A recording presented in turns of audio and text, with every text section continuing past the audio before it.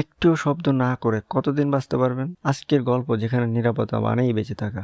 স্বাগতম cinema explain বাংলায়। নতুন হয়ে থাকলে অবশ্যই একটা সাবস্ক্রাইব করে পাশে থাকবেন। তো চলুন শুরু করা যাক।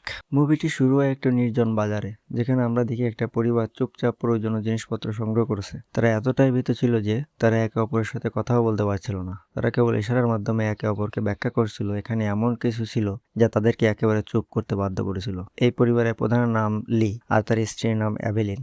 তার বড় মেয়ে রিগান, যে ছোটবেলা থেকে কানে শোনে না, এবং তাদের আরো দুটো ছেলে রয়েছে, একজনের নাম মার্কাস আর আরেকজনের নাম বউ। বউ বয়সে অনেক ছোট, তাই সে অনেক কিছুই বুঝতে পারে না। সে উপরে আলমারিতে একটা খেলনা রকেট দেখতে পায়। রকেট তুলতে যাওয়ার সাথে সাথে রকেটটিতে তার হাত থেকে পিছলে পড়ে যায়। এটি দেখে সবার নিঃশ্বাস গলা আটকে যায়, কিন্তু শেষ মুহূর্তে রিগান দ্রুত খেলনা রকেটটি ধরে ফেলে, আর তারা সবাই যেন তাদের জীবন ফিরে পায়। ইশারার মাধ্যমে সবাইকে বুঝিয়ে দেয় যে সন্ধ্যা হতে চলেছে, আমাদের যত তাড়াতাড়ি সম্ভব বাড়িতে ফিরে যেতে হবে, অন্যথায় আমরা বিপদে পড়তে পারি। তারপর তাদের 4 বছরের ছেলে আবারও একই খেলনার রকেট নিয়ে আসে। এটি দেখার পর সবাই আতঙ্কিত হয়ে যায়, কারণ এই রকেটটি ব্যাটারি চালিত, যা চালু করার সাথে সাথে শব্দ হতে পারত। লি তার ছেলের হাত থেকে রকেটটি নিয়ে ব্যাটারিটি সরিয়ে টেবিলের উপরে রাখে। এরপর সবাই বাড়ির দিকে রওনা হতে শুরু করে, কিন্তু সে বারবার সেই রকেটটি তার সাথে নেওয়ার জোর করছিল। তাই রিগান গোপনে তাকে ওই ব্যাটারিবিহীন রকেটটি দেয়, আর সেও দোকান থেকে বেরিয়ে যায়। কিন্তু তারপর সেই শিশুটি রকেটের ব্যাটারিও তুলে নেয়। এরপর তারা চারজনেই লাইন ধরে বাড়ির দিকে এগিয়ে যেতে শুরু করে। তারপর আমরা দেখতে পাই আলোয় জ্বলজ্বল করা এই শহরটি একসময় যানবাহনের শব্দ এবং মানুষের ভিড়ে ভরে যেত, কিন্তু আজ এই শহরটি সম্পূর্ণ নির্জন এবং নীরবতায় ডুবে রয়েছে। এখানে কেবল মানুষের শব্দই নয়, পাখিও শব্দ শোনা যাচ্ছে না। চারিদিকে এক ভয়াবহ নীরবতা। এখন সমগ্র পৃথিবীতে খুব কম মানুষই বেঁচে আছে, যার মধ্যে এই 5 জন রয়েছে। এখানে আমরা দেখতে পাই যে তারা লাইন থেকে তাদের বাড়িতে বালি ছড়িয়ে দিয়েছে, এটার উপরেই তারা খালি পায়ে হাঁটছে, যাতে তাদের পায়ের শব্দ শোনা না যায়। বউ রিগানের পিছনে ছিল, সে রকেটটি নিয়ে খুব খুশি ছিল। তারপর বউ রকেটে ব্যাটারি ঢুকিয়ে তা চালু করে ফেলে, যার ফলে রকেটের সঙ্গীত বাজতে শুরু করে। রিগান শুনতে পায়নি, তাই সে কণ্ঠস্বরের দিকে মনোযোগ দেয়নি, কিন্তু লি এবং এলেন যখন এটি শুনতে পায়, তখন তারা দুজনেই খুব ঘাবড়ে যায়। তারপর হঠাৎ ঘন জঙ্গল দিয়ে একটা ভয়ঙ্কর দানব বেরিয়ে এসে বুলেটের গতিতে বোর্ডের দিকে এগিয়ে যেতে শুরু করে। লি দ্রুত খেলনাটিকে বন্ধ করার জন্য বোর্ড দিকে ছুটে যায়। ততক্ষণ অনেক দেরি হয়ে গেছে। সেই দানব বউকে সাথে করে নিয়ে চলে যায়। এরপর 1 বছর কেটে গিয়েছে। লি এবং তার পরিবার এই পরিস্থিতিতে বাস করতে শিখে গিয়েছে। লি তার বাড়িতে একটি গবেষণা কক্ষ তৈরি করেছিল, যেখানে সে সেই দানব সম্পর্কে সম্পূর্ণ তথ্য পেয়েছিল। এখানে আমরা এই ভয়ঙ্কর দানব সম্পর্কে জানতে পারি, যা কয়েক কিলোমিটার দূর থেকেও সামান্যতম শব্দ শনাক্ত করতে পারে। তবে এই দানবটি সম্পূর্ণ অন্ধ ছিল, কিন্তু তার শ্রবণ শক্তি এতটাই তীক্ষ্ণ যে সে বাতাসের সামান্যতম কম্পন এবং সবচেয়ে ক্ষীণতম শব্দ অনুভব করতে পারত। এই দানবের ত্বক লোহার চেয়েও শক্তিশালী ছিল, যা তাদের বুলেট এবং যে কোনো অস্ত্র থেকে রক্ষা করত।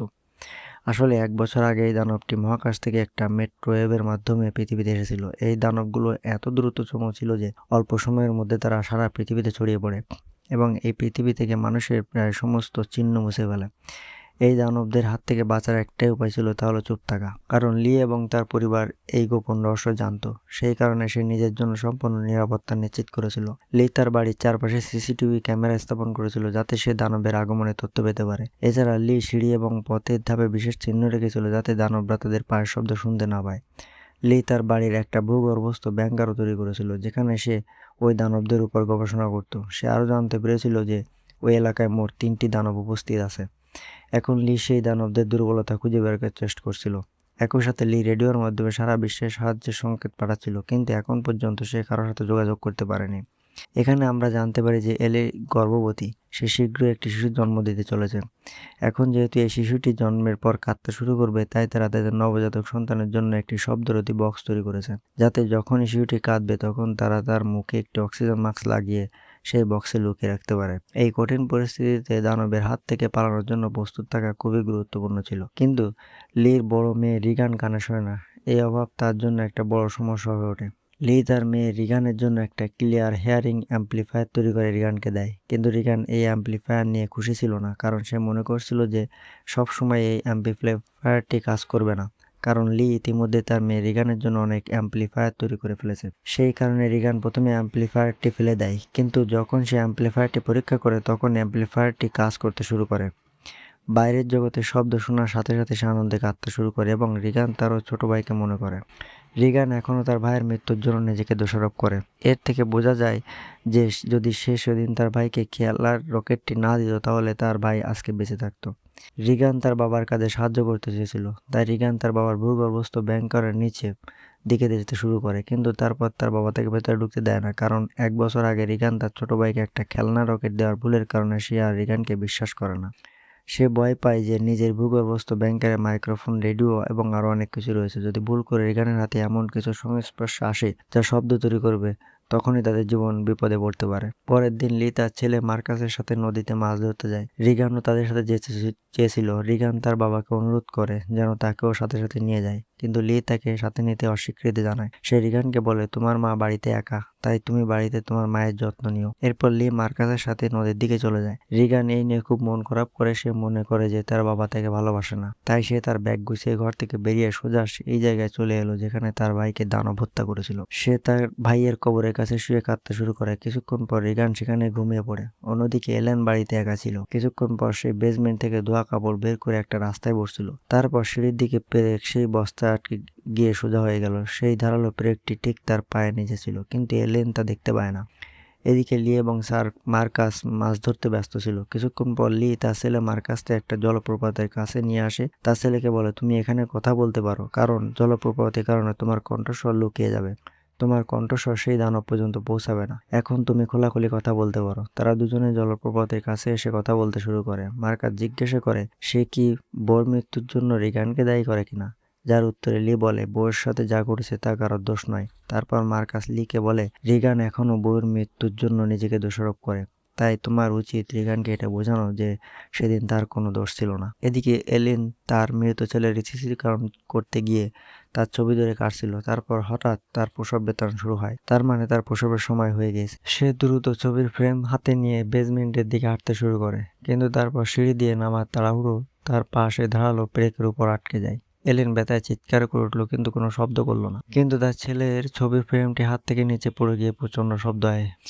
এলেন কোনোভাবে পেরেক থেকে তার পা টেনে বের করে আনে। সেই সময় সে এত ব্যথা অনুভব করে যে তার মুখ সম্পূর্ণ লাল হয়ে গিয়েছিল। তবে সে নিজেকে নিয়ন্ত্রণ করে, এমনকি সে মুখ থেকে একটা দীর্ঘশ্বাস পর্যন্ত বের করে না, কারণ সে জানতো যে শব্দ করা মানে মৃত্যুকে আমন্ত্রণ জানানো। সে অনেক কষ্টে নিচে নেমে লাইটের সুইচটি অন করে, যার ফলে বাইরে লাল আলো জ্বলে ওঠে। তারপর সে উপরে যেতে শুরু করে, কিন্তু সেখানে সে এমন কিছু দেখতে পায় যার ফলে তার গলায় নিঃশ্বাস আটকে যায়। আসলে সেই দানবটি তার বাড়িতে এসেছিল। এলিনের হাত থেকে যখন ছবির ফ্রেমটি পড়ে গিয়েছিল, তখনই দানব শব্দটি শুনতে পায়। এলিন ভয়ে কাঁপতে কাঁপতে দেয়ালের আড়ালে লুকিয়ে পড়ে। অন্যদিকে লি এবং মার্কাস মাছ ধরার পর বাড়ি ফিরছিল। তারপর দূর থেকে সে দেখতে পায় বাড়ির চারপাশে লাল আলো জ্বলছে। এটা দেখে লি বুঝতে পারে যে এলিয়েন বিপদ হয়েছে। সে তৎক্ষণাৎ বাড়ির দিকে দৌড়ে যায়। এদিকে এলিন দেয়ালের আড়ালে লুকিয়ে ভয়ে কাঁপছিল। সেই দানবটি বাড়ির প্রতিটি কোণে তাকে খুঁজছিল। তারপর এলিন বেসমেন্টে একটা টাইমার খুঁজে পায়। এখানে এলিন বুদ্ধিমত্তার সাথে কাজ করে। কয়েক সেকেন্ডের জন্য টাইমার সেট করে এটি একটা কোণে রাখে এবং দ্রুত অন্য কোণে চলে যায়। ইতিমধ্যে সেই দানবটি সেখানে কিছু নড়াচড়া টের পায় আর ধীরে ধীরে সেই জায়গার দিকে এগিয়ে যেতে শুরু করে। সে এলেনের খুব কাছাকাছি ছিল। প্রথমত এলেনের প্রসব বেদনা হচ্ছিল, দ্বিতীয়ত সেই দানবের ভয় ছিল, কিন্তু এলিন নিজেকে সম্পূর্ণরূপে নিয়ন্ত্রণ করে একেবারে চুপচাপ বসে থাকে। ঠিক তখনই টাইমারে অ্যালার্ম বেজে ওঠে। তা শুনে দানবটি দ্রুত সেই দিকে দৌড়ে যায়। এই সুযোগটি কাজে লাগিয়ে এলিন দ্রুত ভূগর্ভস্থ বেসমেন্ট থেকে বেরিয়ে আসে। কিন্তু যখন সে মূল দরজা থেকে বেরিয়ে আসতে যাচ্ছিল, তখন সে ঘরের বাইরে আরও একটি দানবকে ঘোরাফেরা করতে দেখে। তাই এলেন সেখানে দেয়ালের সাথে লুকিয়ে থাকে। এদিকে লি মার্কাসের সাথে দূর থেকে সব দেখছিল। লি এসব দেখে বুঝতে পারে সে যদি এখন তার স্ত্রীকে বাঁচানোর জন্য আসে, তাহলে সেই স্ত্রীকে বাঁচানোর পরিবর্তে প্রাণ হারাবে, কারণ এই দানবের শরীর এতটাই শক্তিশালী যে তাকে বন্দুক দিয়ে হত্যা করা অসম্ভব। তাই সে তার তৈরি করা পরিকল্পনা অনুযায়ী কাজ শুরু করে। ফ্লেয়ার রকেটগুলি দ্রুত গুলি করতে বলে। এরপর মার্কাস দ্রুত রকেটের দিকে দৌড়ে যায়। অন্যদিকে এলিন প্রচন্ড ব্যথায় দৌড়ে উপরে তলার দিকে যায়। এখন সে আর সহ্য করতে পারছিল না। সে বাচ্চাটির জন্ম দিতে যাচ্ছিল। ঠিক তখনই দানব তার কান্নার শব্দ শুনে সেখানে চলে যায়। এখন এলেন বুঝতে পারে যে তার বেঁচে থাকা একদম অসম্ভব। তারপরে সে মার্কাস রকেট ছুড়ে মারল, যার ফলে আকাশে তীব্র শব্দে আগুন জ্বলতে শুরু করে। এই শব্দ শুনে দানবটি এলেনকে সেখানে রেখে দ্রুত শব্দের দিকে দৌড়ে যায়। একই মুহূর্তে এলেন জোরে চিৎকার করে ওঠে, যার কণ্ঠস্বর রকেটের শব্দে ডুবে যায়। রিগান দূর থেকে রকেটের শব্দ এবং আলো দেখতে পেয়ে বাড়ির দিকে রওনা দেয়। কিছুক্ষণ পর লি বন্দুক নিয়ে বাড়ির ভিতরে আসে। দেখতে পায় সিঁড়িতে রক্তাক্ত পায়ের ছাপ। লি পথ অনুসরণ করে বাথরুমে পৌঁছায়। সেখানে পৌঁছে দেখতে পায় যে বাথরুমটি রক্তে লাল হয়ে গিয়েছে। এসব দেখে সে বুঝতে পারে সেও দানবের শিকার হয়েছে। লি সেখানে বসে কান্না করছে, কিন্তু তখনই কি একজন ঝর্ণাঘরের কাছে হাত রাখলো। সেটা আর অন্য কেউ নয়, এলিন। এই কঠিন পরিস্থিতিতে এলিন নিজেকে সামলে নিয়ে একটা পুত্র সন্তানের জন্ম দিল। এলিনকে জীবিত পেয়ে লি অবাক হয়ে যায়। এখন শিশুর কান্নার শব্দ শোনার আগে লি তৎক্ষণাৎ এলিন ও শিশুটিকে তুলে বেসমেন্টের ভূগর্ভস্থ ঘরে নিয়ে যায়।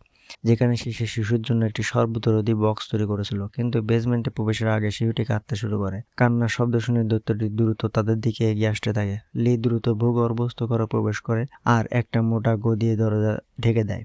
লি তৎক্ষণাৎ শিশুটির মুখে অক্সিজেন মাস্ক লাগিয়ে তাকে একটা বক্সে বন্ধ করে দেয়, যা তার কান্না থামায়। তারপর দুজনে স্বস্তির নিঃশ্বাস ফেলে। এখানে লি তার স্ত্রী এলিনকে বলে, আমি এই প্রাণীদের দুর্বলতা জেনেছি। এখন শীঘ্রই আমি তাদের জন্য এমন কিছু যন্ত্র প্রস্তুত করতে যাচ্ছি যার সাহায্যে এই প্রাণীগুলো আমাদের ক্ষতি করতে পারবে না। এর মধ্যে রিগানও বাড়ি ফিরছিল। তখন সে মাঠের মাঝখানে একটা আলো জ্বলতে দেখে। রিগান দ্রুত সেই আলো দিকে এগিয়ে যেতে শুরু করে, কিন্তু সে এটা বুঝতে পারে না যে একটা দানব তাকে অনুসরণ করে তার পিছু নিচ্ছে। দানবটি যখন রিগানকে হত্যা করতেই যাবে, ঠিক তখনই রিগানের শ্রবণ যন্ত্র থেকে তীব্র এবং উচ্চ ফ্রিকোয়েন্সি বেরোতে শুরু করে।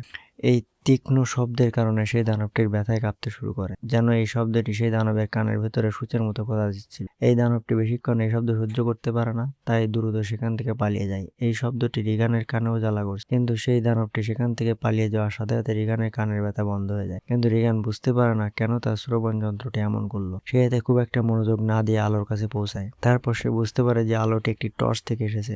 রিগান টর্চ তুলতে যাওয়ার সাথে সাথে হঠাৎ কেউ তার হাত ধরে ফেলে। সেটার অন্য কেউ ছিল না, সেটা ছিল মার্কাস। সে এখানে লুকিয়ে ভয়ে কাশছিল।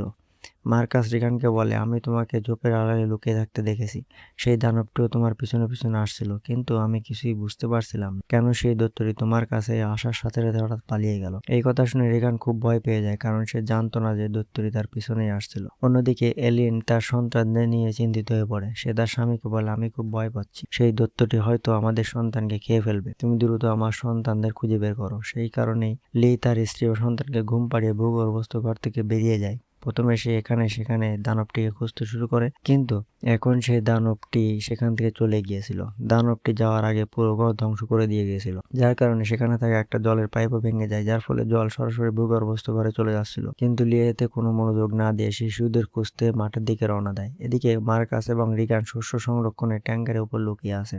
তারা সেখানে আগুন ধরিয়ে দেয়, যাতে তারা তাদের বাবা আগুন দেখে সেখানে আসে। লিও তার বাচ্চাদের এখানে সেখানে খুঁজতে শুরু করে। এদিকে জলের শব্দে এলিয়েনের চোখ খুলে যায়। সে দেখতে পায় যে পুরো বেসমেন্টটি জলে ভরে গিয়েছে। জলধারার মতো উপর থেকে জলধারা নেমে আসছে। তখনই এলিয়েনের চোখ যায় তার সন্তানের বক্সের উপর। সেই বক্সটি খোলা ছিল, কিন্তু সেখান থেকে শিশুর সামান্যতম শব্দ ভেসে আসছিল না। এলিন বক্সের দিকে যাওয়ার সাথে সাথে সে বক্সের কাছে তার সামনে একটা দানবকে দেখতে পায়। এলিন তাকে দেখে অত্যন্ত ভয় পেয়ে যায়। এলিন ভাবলো হয়তো দৈত্যটি তার বাচ্চাটিকে খেয়ে ফেলেছে, কারণ এলিন বক্সটি দেখতেই পাচ্ছিল না। বক্সটি তার থেকে বেশ দূরে ছিল, সেজন্য সে দেখতে পেল না তার বাচ্চাটি এখনো বেঁচে আছে কিনা, নাকি দৈত্য তাকে খেয়ে ফেলেছে। তাই সে ধীরে ধীরে বক্সের দিকে এগিয়ে যেতে থাকে। তারপর সেই দানবটিও জলে ডুবে যায়। এলিয়েন যখন বক্সের কাছে যায়, তখন সে দেখতে পায় তার বাচ্চাটি নিরাপদে আছে। ভাগ্যক্রমে শিশুটি কোনো শব্দ করেনি, যার কারণে তার জীবন রক্ষা পেয়েছে। সে তার বাচ্চাটিকে নিয়ে কোনো এক কোণে চুপচাপ দাঁড়িয়ে রইল, কিন্তু দানবটি এলিনের কাছে মৃত্যুর মতো ঝুলেছিল। যদি বাচ্চাটির মুখ থেকে সামান্যতম কান্নার শব্দ বের হতো, তার মৃত্যু নিশ্চিত ছিল। অন্যদিকে রিগান এবং মার্কাস তাদের বাবার জন্য অপেক্ষা করতে করতে ক্লান্ত হয়ে পড়ে।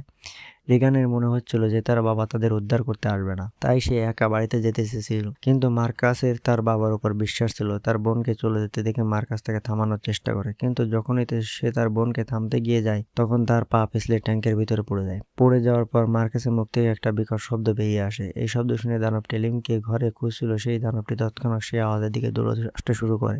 এর ফলে এলিন বেঁচে যায়, কিন্তু এখন মার্কাসের জীবন বিপন্ন। শস্যভর্তি সেই ট্যাঙ্কটি জলাভূমির মতো ছিল। সে যত বেশি বেরিয়ে আসার চেষ্টা করছিল, ততই সে তার মধ্যে ডুবে যাচ্ছিল। ঠিক তখনই রিগান ট্যাঙ্কের দরজা ভেঙে নিজের শস্যের মধ্যে ফেলে দেয় এবং সেও ট্যাঙ্কের ঝাঁপ দেয়। মার্কাস শস্যের মধ্যে ডুবে যায়। তখনই রিগান তাকে টেনে বের করে আনে, আর দুজনে দরজার উপর বসে নিজেদের জীবন বাঁচায়। কিন্তু দানবটি তাদের দুজনের নড়াচড়া শুনতে পেয়েছিল, তাই দানবটি দ্রুত মাঠের দিকে দিয়ে ট্যাঙ্কের দিকে এগিয়ে যায়। লি দানবটিকে ট্যাঙ্কের দিকে দ্রুত যেতে দেখে সে বুঝতে পারে যে তার দুই সন্তান শস্যের ট্যাঙ্কারের কাছেই আছে। রিগান মার্কাসের জীবন বাঁচিয়েছিল, কিন্তু তাতে কোনো লাভ হলো না, কারণ এই হট্টগোলের পর মৃত্যুর ছায়া দ্রুত তাদের কাছে আসছিল। পরের মুহূর্তেই সেই দানবটি ট্যাঙ্কের ভেতরে ঝাঁপিয়ে পড়ে। রিগান এবং মার্কাস অল্পের জন্য মৃত্যুর থেকে রক্ষা পেয়ে ট্যাঙ্ক থেকে বেরিয়ে আসে। বাইরে লিও তাদের খোঁজে এসেছিল। সে তার সন্তানদের নিরাপদ এবং সুস্থ দেখে খুশি হয়। এই সময় এলেনর সিসিটিভি রুম থেকে দেখছিল সবকিছু। তারপর লি বুঝতে পারে যে দানবটি এখনো আশেপাশে রয়েছে, তাই সে তৎক্ষণাৎ বাচ্চাদের সামনে গাড়ির দিকে পাঠিয়ে দেয়। সে নিজে একটা কোঠার তুলে চারপাশে তাকাতে থাকে, কিন্তু সেই প্রাণীটি ঠিক তার উপরেই ছিল। লি পেছনে ফিরে তাকানোর সাথে সাথে দৈত্যটি তাকে আক্রমণ করে দূরে ছুঁড়ে ফেলে দেয়। এসব দেখে মার্কাস লিকে ডাকতে শুরু করে। মার্কাসের শব্দ শুনে দানব তার অবস্থান সম্পর্কে জানতে পারে। দানবটি যখন মার্কাস এবং রিকানের দিকে এগিয়ে যেতে শুরু করে, কিন্তু তারপর আবার রিকানের শ্রবণ যন্ত্র থেকে ফ্রিকোয়েন্সি বের হতে শুরু করে। সেই শব্দ রিকানকেও বিরক্ত করছিল, তাই রিকান তার শ্রবণ যন্ত্রটি বন্ধ করে দেয়। এটি ছিল তার সবচেয়ে বড় ভুল। এই যন্ত্র থেকে যে ফ্রিকোয়েন্সি বের হয়েছিল তা ছিল সেই দানবের দুর্বলতা, যা দানবটি মোটেও সহ্য করতে পারছে। কিন্তু রিকান অজান্তেই মেশিনটি বন্ধ করে নিজের মৃত্যুকে আমন্ত্রণ জানিয়েছিল। পরের মুহূর্তেই দানবটি গাড়িতে ঝাঁপিয়ে পড়ে আর মার্কাসের কাছে পৌঁছানোর চেষ্টা করে। ইতিমধ্যে লি জ্ঞান ফিরে পায়। তার সন্তানদের বিপদ দেখে সে বুঝতে পারে সে কখনো এর সাথে লড়াই করে দানবটিকে হত্যা করতে পারবে না। তাই এখন সে কেবল একটু উপায় দেখতে পেল। সেই ইশারার মাধ্যমে রিগানকে বলে, আমি তোমাকে খুব ভালোবাসি। বইয়ের মৃত্যুর জন্য আমি কখনো তোমাকে দায়ী করিনি। যতক্ষণ আমি আছি ততক্ষণ তোমার কেউ কিছু করতে পারবে না। এরপর লি জোরে চিৎকার করতে শুরু করে। এই শব্দ শুনে দানব লির দিকে ছুটে যায় এবং এক ধাক্কায় তাকে ছিঁড়ে টুকরো টুকরো করে ফেলে। রিগান তার বাবার মৃত্যু দেখে খুবই দুঃখিত হয়, কারণ সে আগেই ভেবেছিল তার বাবা তাকে ভালোবাসে না। কিন্তু এখন সে বুঝতে পারলো যে সে ভুল করেছে। লিকে হত্যা করার পর দানবটি যেখান থেকে চলে যায়। অন্যদিকে এলিনও সিসিটিভির মাধ্যমে সবকিছু দেখছিল। একই সাথে রিগান গাড়ি স্টার্ট করে তার ভাইয়ের সাথে বাড়িতে যায়। এলিন তার বাচ্চাদের নিরাপদে দেখতে পেয়ে তাদের জড়িয়ে ধরে। তারপর এলিন দেখতে পায় যে দানবটি এবার তাদের দিকেই আসছে। এরপরে লোকেরা দ্রুত বাড়ির ভেতরে চলে যায়। সেখানে মার্কাস এবং রিগান তাদের ছোট ভাইয়ের দেখাশোনা করে। রিগান তখন দেখতে পায় যে তার বাবা তার ককটিলিয়ার ইমপ্লান্ট করানোর জন্য কতটা পরিশ্রম করেছেন।